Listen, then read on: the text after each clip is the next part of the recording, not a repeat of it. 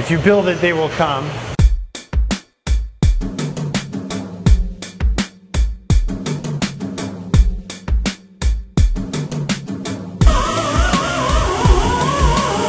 We've all, or most of us car geeks, have gone out and bought a vintage car and just been in love with the aesthetic and the whole vibe of the vintage. But then the reality of driving it, we find, is so different from what people expect out of a modern car. ICON really strives to capture the aesthetic of the vintage cars, but then to truly re-engineer and evolve the chassis to really make daily drivers out of vintage iron. Almost every modern production car is speaking to a completely different set of priorities than we have the luxury to tend to.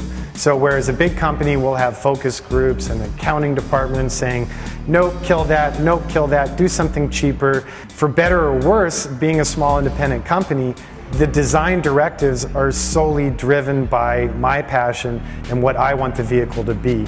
To me, good design is considered. You should be able to point out anything on one of my trucks, and I should be able to give you longer than you want geek out answer on why it's there, why it's made that way, how it's machined, what the surface coating is. So good design is considered.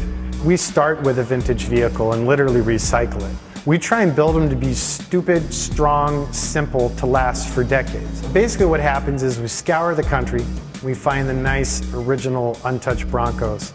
We bring them in here, we inventory the trucks, we understand what it is that's not going to be suitable and needs to be retrofitted or replaced. Then we completely gut that vintage car, liberate the body. Then we set out on all our mods to that body. Then we work on the interface with our new chassis and new drivetrain.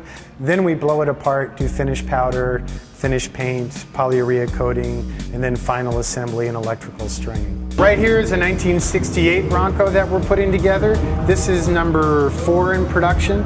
So here you'll see where the body has been removed from the original chassis. We're checking the fit integration with our chassis and drivetrain, doing the mods required for the cage and the interior and the dash and a billion other things.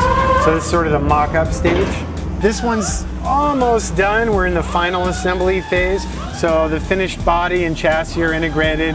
We're roughing out the electrical and finishing glass and interior. And then the one next to it's one of our chassis in the final assembly phase. They are entirely hand-built here in Los Angeles. This is all US manufactured, 180 wall DOM 2x4s. Now they're mandrel bent, meaning all the way from the rear to the front of the chassis. That's one piece of steel. It's not cut, it's not mitered, and it's not heated. A lot of times the decisions that drive the smaller elements of the original truck were done for reasons that really don't serve the greater design of the vehicles. So at the end, that really leaves a lot of opportunities for us to kind of reinvent the details. Although the Icons represent a lot of modern technology and chassis engineering and solutions, we're still very careful to avoid the sort of pimp my ride, Uber, what we call superfluous content that you really don't need.